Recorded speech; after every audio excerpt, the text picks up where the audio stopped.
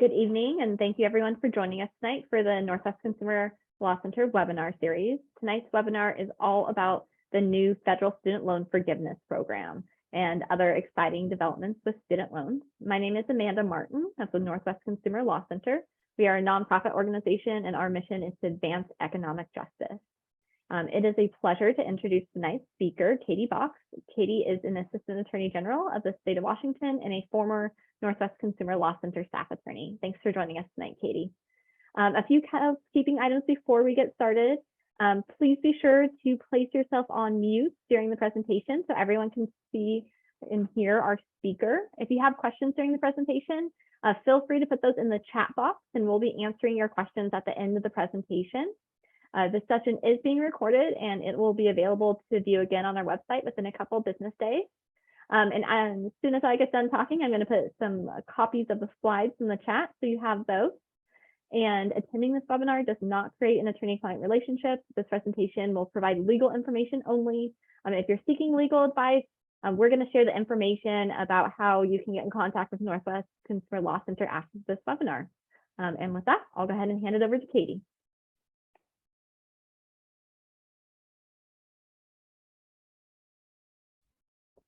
Hi, everyone. So I just want to start with a disclaimer that any opinions that I state during this presentation are not the official opinion of the Washington State Attorney General's office. They're my personal opinions. So nothing I say can be attributed to the Washington State Attorney General's office. So the first slide is how much loan forgiveness are you eligible for? So every person within the income thresholds of the loan forgiveness program is eligible to up to $20,000 of loan forgiveness.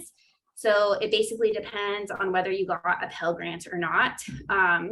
So if you received a Pell Grant, then you could be eligible for $20,000 of loan forgiveness. If you did not receive a Pell Grant during your when you were taking out student loans, you would be eligible for up to $10,000 of loan forgiveness. So the income threshold is $125,000 for a single person or $250,000 for household. So you have to make below that to be eligible for the loan forgiveness at all. And your relief is capped at the amount of your outstanding debt. So if you only owe $8,000 left total on your student loans, and you're eligible for $20,000 of forgiveness, you're only going to get you're only going to get the $8,000 of forgiveness. And it looks like that and there's still some stuff that is unclear about this program, as I'm sure you guys are aware. So it looks like they're basing the income off the 2020 and 2021 adjusted gross income. So if you met the income thresholds in 2020 or 2021, you likely qualify for forgiveness, even if your current 2022 income might be over the income thresholds. So just something to note. And the income thresholds are based on your adjusted gross income, not just your gross salary. So like what your adjusted gross income on your taxes. So if your salary is higher, but your adjusted gross income might be lower, then you still could qualify. And then also student loans taken out after June 30th, 2022 are not eligible for the forgiveness. So in this slide is how do I know if I received a Pell Grant? So again, if you received a Pell Grant, you could be eligible for the higher level of forgiveness, the $20,000 forgiveness. So how you know if you received a Pell Grant is you log into your account at studentaid.gov. If you don't know your login, there's just like there's a way on the website for you to figure it out with like your social security number and all of that. So you should be able to get a login here. And so you log into this website and you'll first be shown this My Aid page, which is the first screenshot on the page.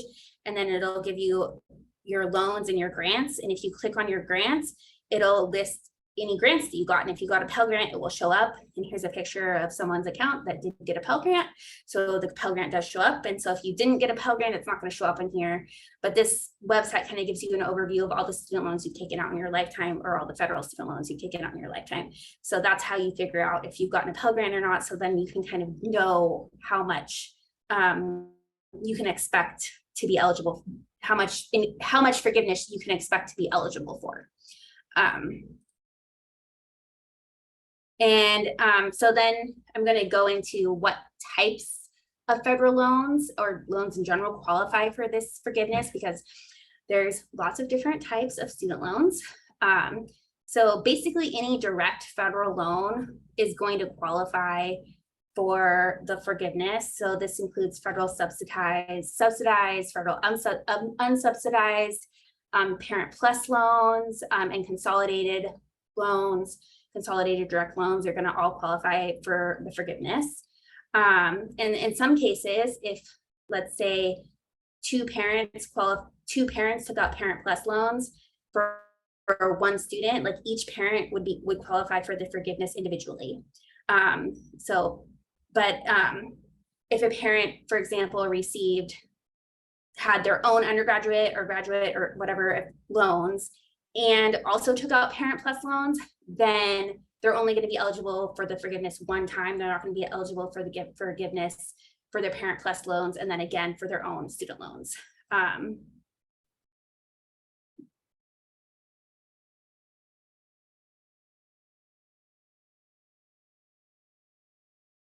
Oh yeah, and the grant. So for whether a parent is eligible for 20,000 or 10,000, that is only determined by whether the parent themselves got the Pell Grant. So if the child got a Pell Grant and the parent has a Parent Plus loan, that doesn't make the parent eligible for $20,000 of forgiveness. The parent themselves would have had to have gotten a Pell Grant during their undergraduate period or graduate period to be eligible for the $20,000 of forgiveness. And then where it gets a little complicated is if you have Pell or Perkins loans.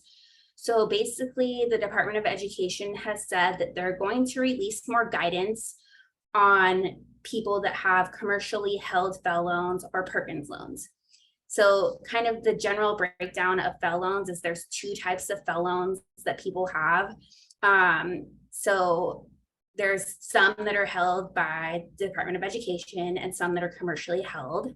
So a good way to kind of figure out if you have commercially held ones is if the CARES Act payment pause applied to all of your Pell loans, so all of your student loans, then you can kind of just assume that that those loans are going to qualify for the forgiveness. But if the CARES Act did not stop, the CARES Act forbearance did not stop the payments on your student loan, then those are probably commercially held Pell loans. So it's not out of the question that these kinds of loans are going to qualify for the forgiveness.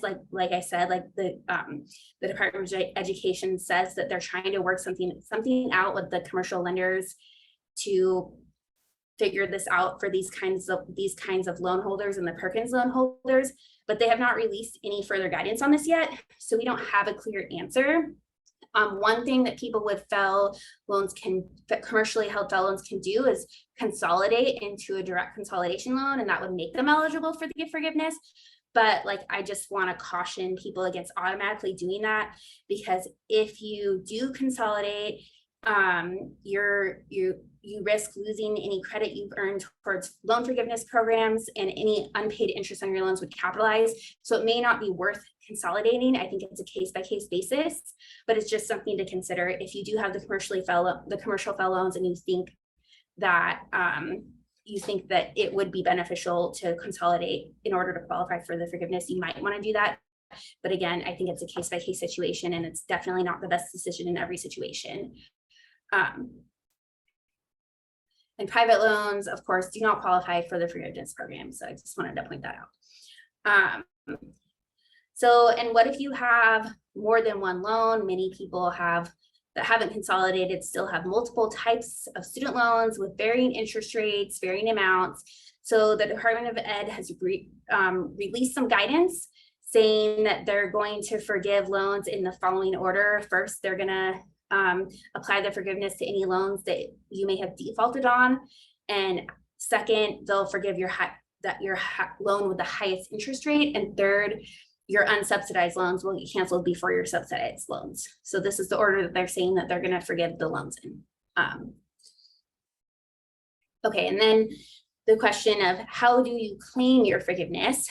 So far, what we know, and we don't know everything yet, is the Department of Education has said that they estimate that over 8 million people will automatically be eligible because the Department of Education already has 8 million people's income information on file that creates the eligibility. So this is probably people that have like applied for income driven repayment plans.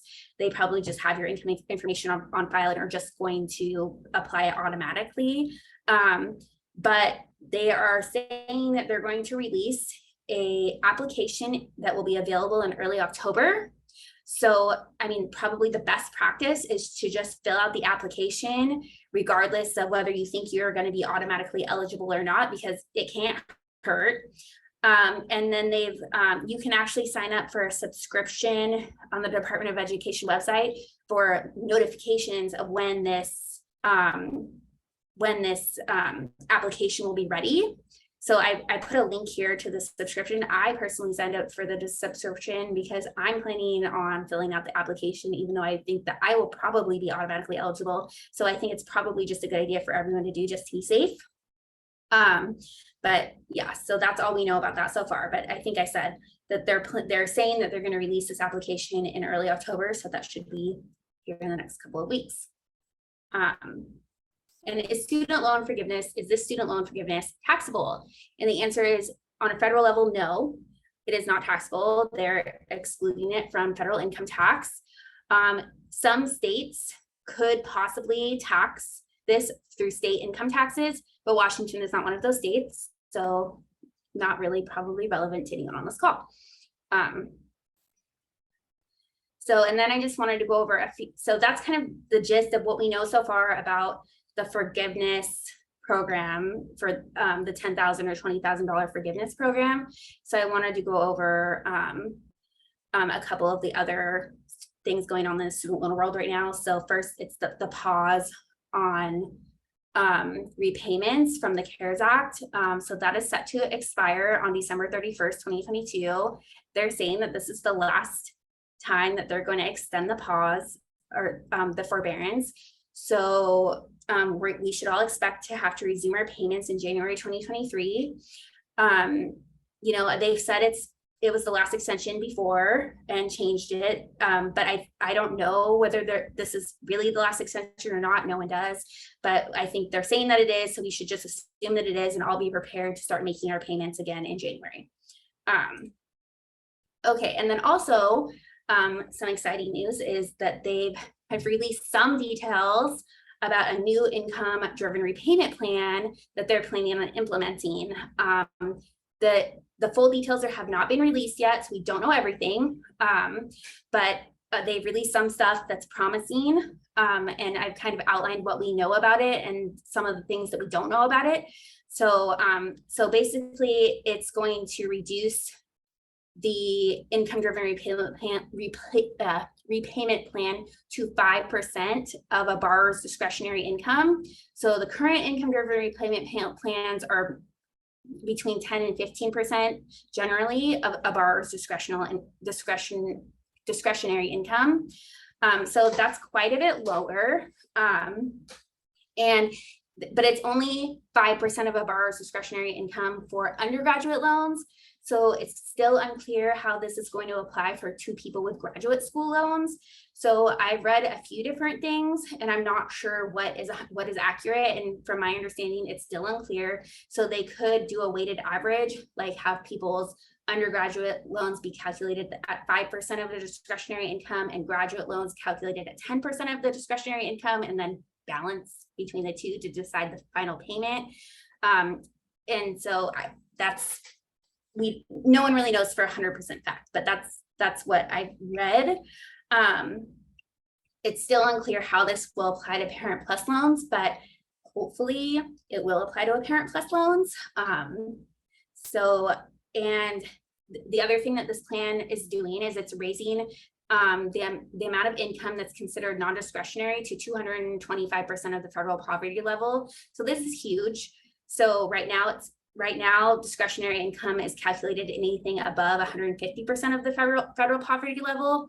So this means that anyone that makes more than makes less than 225% of the federal poverty level. So that could be up to $15 an hour, could have $0 payments on their IDR plans. And it's just going to lower the amount of income that is used to calculate IDR payments. So your discretionary income is going to be lower. So the 5% of the discretionary income is going to be based on a lower number than the 10% that they're pulling from now, if that makes sense. Also, the new IDR plan is supposed to include an interest accrual waiver. So the government will cover any interest when the payment is less than the monthly interest. So right now that doesn't happen. So that would be awesome if that's included. And they're saying that they're going to forgive loan balances after 10 years for loan balances that are under $12,000. So the bad news is that this plan is not expected to be fully finished and implemented until the summer of 2023. So long after the payment pause is supposed to end in January. So that means that we would be back in our normal IDR plans from January till the summer of 2023 if this plan is implemented by then. And these are, again, are just the details that they've released now. These could all change. This is not final, but that's just what we know so far. And then I just wanted to say something about public service loan forgiveness. This wasn't the focus of the presentation. I did a presentation, I think a year or two ago on public service loan forgiveness, but the temporary extension of public service loan forgiveness ends on October 31st. So I just want to encourage anyone working in public service to submit an application for an employment verification for their public service loan forgiveness before October 31st so that they can update their qualifying payment count. I did it, and I work for the Attorney General's office. I turned in my form and I did get extra payments added to my qualifying payment count. So I think it's worth it, even if you think that you did everything right and were in the right payment plans the whole time. I would encourage you to do it anyway, just because, you know, they're being really flexible right now. I've seen them add a lot of payments to a lot of people's loans. So I would just turn in the form and see what happens. And so the point of I didn't mean to skip it, but the point of the temporary extension was to include any payment that was made during the qualifying employment period, even if that payment wasn't technically under the right repayment plan. So yeah, I just wanted to remind everyone that deadline is coming up and that they should turn in their forms. And then I think I've skipped over the question slide somehow. So I don't know, I'll go back. We're going to go ahead and open it up for questions. And Katie, I want to go back to one of your last slides. There was a question. Someone said they're changing the definition of discretionary income, so less is considered under the new repayment plans. Can you talk a little bit more about that?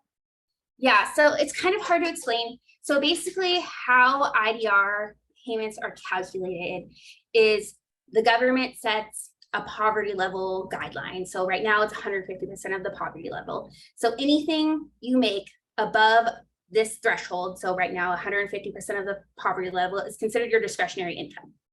And then your payment right now, let's pretend that right now you have a 10% IDR plan payment. Your payment is calculated based on 10% of your discretionary income. So 10% of the income that is above that poverty level threshold. So they're raising the poverty level threshold from 150 to 225,000, or 150% to 225%. So that means less income will be discretionary. So the percentage of income, the percentage that they're pulling from will be from a smaller number, if that makes sense. So it should make everyone's payment smaller, basically. That is certainly welcomed news.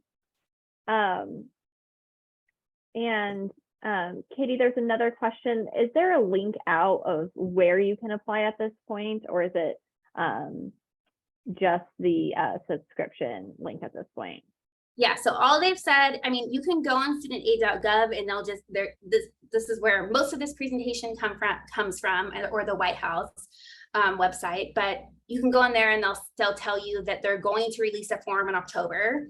So the only thing, and they advise you to sign up for the subscriptions, which is the same link that I put in my slide, but that's all you can do right now is sign up. And I'm sure everyone's loan servicer will be emailing it out as well, hopefully. But if not, I mean, if you want to be on top of it, I would just sign up for that subscription. That's what I did. So thanks, Katie. And going back to the discretionary income, that change in the definition is the poverty level they're looking at. Is that the federal poverty level or the state poverty level? Federal. Okay, thank you. You know, I have a question. Do you have any advice that you could give for people out there applying for forgiveness? I know in the past, during the Great Recession, we saw a lot of folks applying for loan modifications, and we saw a lot of servicers drop the ball. So I know we're all hoping that doesn't happen here with the Department of Education. But what are some of the steps that people can take to just set themselves up for success? So yeah, I think that first, sign up for the subscription, but so you're making sure you're doing everything on time and meeting all the deadlines, because obviously there's a lot of confusing information out there. There's a lot of different sources of information, but you want to be getting your information from the Department of Education. So that's super important, is just make sure you're looking in the right places, getting the information from the actual source. So if you sign up for that subscription, you'll know that that's the correct source, that's the correct form, that's where you're supposed to go. And second, if you have issues, and there might be issues with this, we don't know, it hasn't happened yet, file a complaint with our office. So the Washington State Attorney General's office, we have an online complaint portal. I mean, we can't individually represent people, but I mean, we can escalate these complaints. We have a complaint process, and file complaints also with the Consumer Financial Protection Bureau. Like, that's how government agencies learn about these problems, is from consumer complaints. We don't know about it if you don't tell us. So, you know, any issues that you have, like, please definitely file complaints with both our office and the Consumer Financial Protection Bureau. Thanks, Katie. Another question for you, and if anyone else has questions, feel free to throw those in the chat. The next question is, if someone accrued loans and then worked 5 years in public service and went back to school and accrued more loans, and then if they work 5 more years in public service, will only the first loans be forgiven through the public student loan forgiveness? I guess the question is can you have a gap in the work history, and if the loans were accrued at 2 different times, how would that work out? So that's a really complicated question. So I'm just going to assume that they're all direct loans, and so each set of loans would have to have an individual 10-year payment period on them. So if you consolidated all of those loans together in the middle, then that could be a problem. So that could restart your payment count from 0 from the day you reconsolidated. I mean, that's a super complicated question, but assuming that you didn't consolidate and that you have the 2 separate set of loans, you'd have to make 10 years of payments under the correct payment plans, unless you sign up for the temporary extension of the public service loan forgiveness on the first set of loans, and then you'd have to make a second 10-year payment on the second set of loans. So, I mean, I'm not sure how helpful that is, because I don't have a lot of details about the types of loans, but that's, yeah, so. I got an okay, that helps. So thank you for clarifying that. Speaking of public student loan forgiveness, we've been hearing a lot about how the servicers are changing for the public student loan forgiveness. And, you know, as someone who works in public service, we haven't gotten a lot of information about who the new servicer is and where to make payments. Can you provide any updates on that? Yeah, so it's Mohila. I don't know if I'm saying that right. Mohila, whatever. But it's that's the new servicer who should be handling anyone's loans in public service. Your loan should already be transferred. So if you're currently in public service and you've been turning in your forms verifying your employment, which hopefully anyone in public service has been, then they already should know that you're working towards your public service loan forgiveness, and they should already have you set up with the public service loan forgiveness servicer, which was Fed Loan, and it just changed to Mohila, and it was I believe this last month was when the official change happened and people's loans actually got transferred over there. So I'm in that program and my loans are officially in there and my account is fully updated. So Thank you.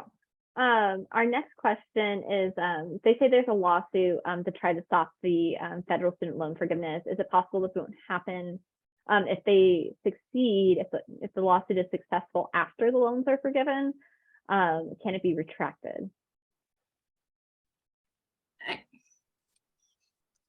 I mean, I can't answer that. I mean, that's a good question, but I doubt that this is going to be retracted. I will say that, but I can't answer what a federal. I mean, I'm not familiar with the lawsuit, so I don't feel comfortable answering that. I'm sorry, but if someone wants to send it to me, I can look at it. So. Thanks, Katie. And the next question is if your loan is forgiven, will you be notified by a Vantage? Who will you be notified by when? Is that their loan servicer? I think so. Okay, I mean, so we don't know the answer to that yet. We haven't received guidance from the Department of Education on that yet, how people will be notified. That's why I recommend just filling out the application, even if you think you automatically qualify, because I assume that will result in a notification, but they have not released details of how they're going to tell people whether they automatically qualify and how they're going to notify people yet. So there's a lot we don't know about this world. So hopefully that's somewhat helpful. And would you recommend keeping an eye on your account online? Yeah, definitely. I mean, hopefully it will be automatically implemented and you'll just, be able to see it through your account online. Yes, that would be one way to look. Yeah, I would imagine treating it kind of like we used to treat loan modification applications of the squeaky wheel gets the grease. Yes. Document, and follow up, just to ensure that, your application is submitted, received, and being processed, and you get that notification. Yeah, I mean, I assume just like the loan transfer for the public service people and all of that, it's going to take a really long time. It's going to be a slow process. There's not much we are going to be able to do to speed it up as consumers. And so I think that if you just make sure that you filled out your application, you've done everything on your end, I mean, and then just kind of wait for it to happen, follow, the Department of Education tends to send out somewhat regular updates, and your loan servicer generally will send out some as well, like via email if you're signed up for email alerts. So, I mean, just don't expect this to be an overnight process. If we know anything about how the federal student loan and the Department of Education works, we know that's not going to be fast. So yeah. Thanks, Katie. If there are any other questions, now's your time to go ahead and put those in the chat. If you weren't here when we first started, I did upload the slides again, so everyone can have a copy of that. Here at Northwest Consumer Law Center, we will be continuing to update folks via our email list and our social media channels as well, once the application is available, and as we learn more about this program. And I don't see any other questions. Katie, if you wouldn't mind going to the next slide. We'll also be posting a recording of tonight's webinar on our website within a couple business days. And I hope everyone joins us for our next session of our NWCLC webinar series. That will be taking place on Wednesday, October 19th at 6 p.m. Our staff attorney, Alyssa, will be telling you all about how to avoid scams and how to enforce your rights as a consumer when you're buying a car. And I'm actually going to go back because we have another question. For older loans, are they changing the way that IDR forgiveness is calculated for loans that existed before IDR started? Will they be looking back at deferment or forbearance time? How does IDR forgiveness work? Do you get the full loan forgiven at the end of the 20 years or 25 years, or does some portion of the loan get forgiven each year?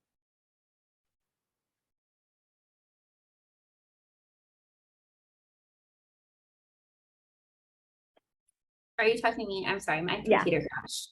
Oh, no worries. I missed whatever the last like 2 minutes. So there's another question, is for older loans, are they changing the way IDR forgiveness is calculated for loans that existed before IDR started? First part of that question. I have not heard anything about that. Okay. And will they, it says, will they be looking back at deferment or forbearance time? Yeah, so I didn't like research up again on the, I think I did this presentation last year. I didn't, but sometimes I think there's certain instances where they're counting forbearance for, this is only for public service loan forgiveness, but I think there's certain exceptions that they're counting. But it's, if you have just general periods of forbearance, those are still not gonna, those are generally are still not gonna count. But it's more to update your payment. So if like you were making payments in the wrong type of payment plan, those payments are gonna count now. So that's kind of the purpose of it, not to count forbearance time. And then Katie, there's a question about how IDR forgiveness or cancellation works. Do you get the loans fully forgiven at the end of your 20 to 25 year repayment session, or is there some portion of the loan gets forgiven each year?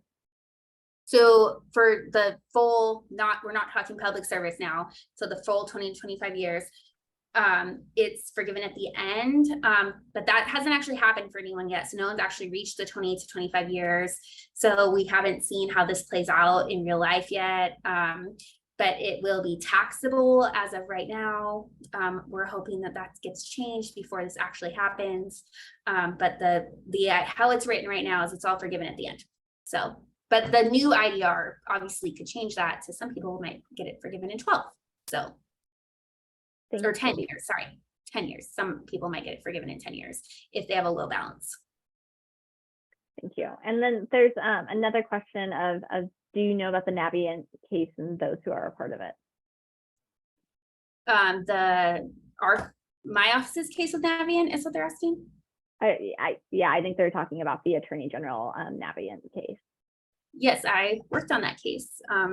Is there a specific question about it, or? I think that's on its way. Okay.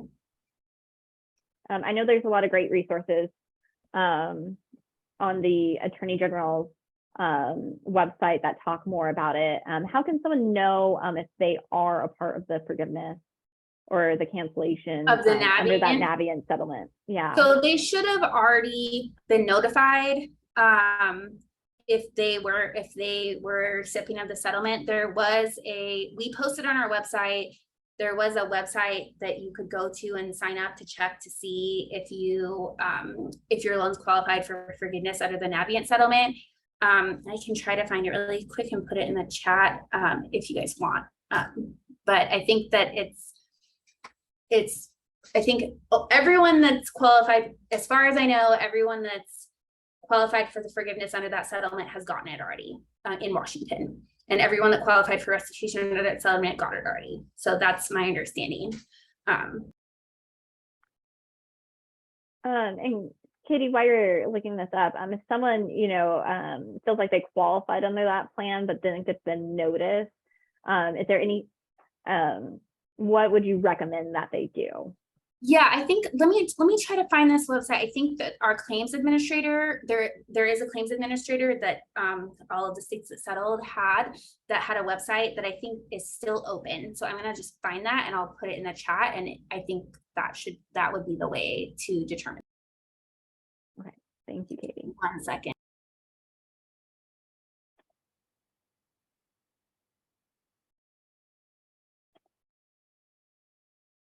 And while Katie's looking at that link, if anyone has any other questions, feel free to put those in the chat, and we'll go from there.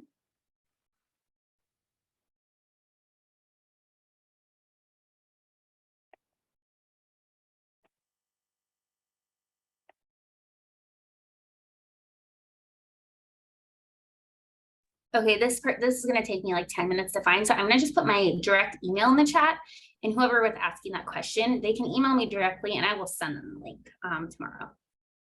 Thanks, Katie.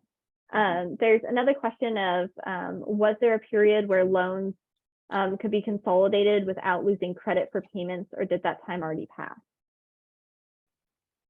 Where loans could be consolidated without, are they talking about public service or for regular loans?